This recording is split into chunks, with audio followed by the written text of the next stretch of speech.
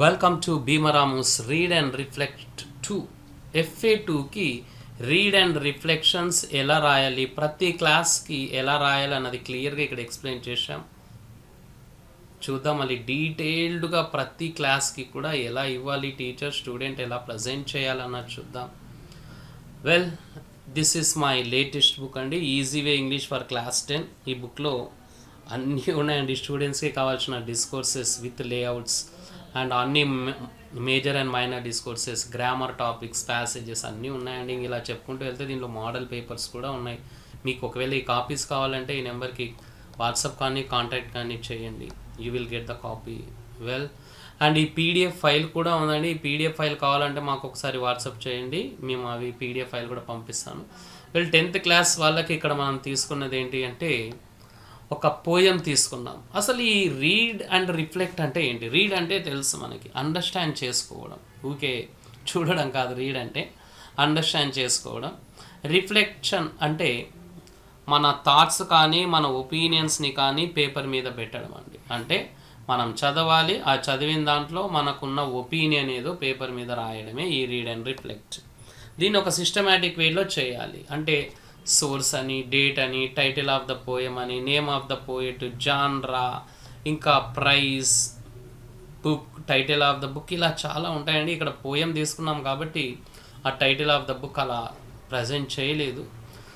చూడండి, read and రిఫ్లెక్ట్కి ఏం తీసుకోవాలి సార్ అని చెప్పేసి చాలామంది టీచర్స్ అడుగుతూ ఉంటారు. వాళ్ళకి చాలా డౌట్స్ ఉన్నాయి, స్టూడెంట్స్కి కూడా ఉన్నాయి. ఈ రీడ్ అండ్ రిఫ్లెక్ట్కి స్టోరీస్ తీసుకోవచ్చు, ఇంటర్వ్యూస్ తీసుకోవచ్చు, స్పీచెస్ తీసుకోవచ్చు, బయోగ్రఫీస్ తీసుకోవచ్చు. ఇలా ఒక న్యూస్ పేపర్ తీసుకోండి, ఒక మ్యాగజైన్ తీసుకోండి, ఒక ఆర్టికల్ తీసుకోండి, ఏదైనా సరే స్టూడెంట్ చేతిలో పెట్టి వాడిని రీడ్ చేసి వాడు ఓన్గా రాసేటట్లుగా చేయండి. సో ఇక్కడ మంచి పోయం తీసుకున్నాం, if I could be an astronaut అని చెప్పేసి మంచి ఇమాజినేషన్తో రాశారు పోయెట్. అండ్ మళ్ళీ 9th క్లాస్ వాళ్ళకి చూడండి, ఇక్కడ ఇంకా మీకు క్లియర్ కట్ ఇన్ఫర్మేషన్ ఉంటుంది. సోర్స్ అంటే ఆ యొక్క బుక్ మీకు ఎక్కడ లభించింది, లైబ్రరీ అండి. డేట్, ఏ రోజున మీరు ఆ యొక్క ఒపీనియన్స్ని రాశారు. టైటిల్ ఆఫ్ ద బుక్, ఇది బుక్ మీద కవర్ పేజ్ మీద నీట్గా ఉంటుంది, అది రాసేసుకోండి. Name of the author, author పేరు బుక్ లోపల కానీ, book cover page, front cover page కానీ, బుక్ బ్యాక్ కవర్ పేజ్ కానీ ఉంటుంది, దాన్ని చూసి నీట్గా రాసేసుకోండి. పబ్లిషర్స్ అంటే ప్రింట్ చేసిన వాళ్ళు ఎవరు, అది కూడా క్లియర్గా అక్కడ ఉంటుందండి. Total of number of pages, ఆ బుక్లో మొత్తంలో ఎన్ని పేజెస్ ఉన్నాయన్నది రాయాలి. ప్రైస్, ఓకే, మళ్ళీ అది ప్రైస్ అంటే ఇంకా ప్రత్యేకంగా మీకు నేను చెప్పాల్సిన అవసరం లేదు. జాన్రా అంటారండి, దీని ప్రొనౌన్సియేషన్ జాన్రా. జాన్రా అంటే కేటగిరీ.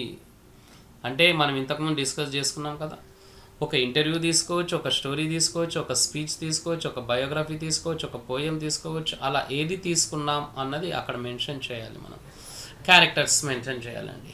అండ్ ఇంకా ఇక్కడ బ్రీఫ్గా ఒక స్టోరీ తీసుకుంటే ఆ బ్రీఫ్గా స్టోరీస్ యొక్క సమ్మరీ కూడా రాయడం చాలా మంచిదండి. అండ్ పర్సనల్ రిఫ్లెక్షన్స్, అసలు ఈ పర్సనల్ రిఫ్లెక్షన్స్లో ఏం రాస్తామండి? ఓకే ఫైన్, ఆ బుక్ టైటిల్ ఏంది, ఆ బుక్ ఎలా ఉంది, ఆ బుక్ చదివిన తర్వాత మీరు ఎలా ఫీల్ అయ్యారు, అది మీరు సజెస్ట్ చేయొచ్చా మీ యొక్క సీనియర్స్ కానీ జూనియర్స్కి కానీ, ఆ బుక్లో ఉన్న అంటే ఆ స్టోరీలో ఉన్న మెసేజ్ ఏంటి, ఇదే ఒక పారాగ్రాఫ్గా రాస్తే అయిపోతుందండి.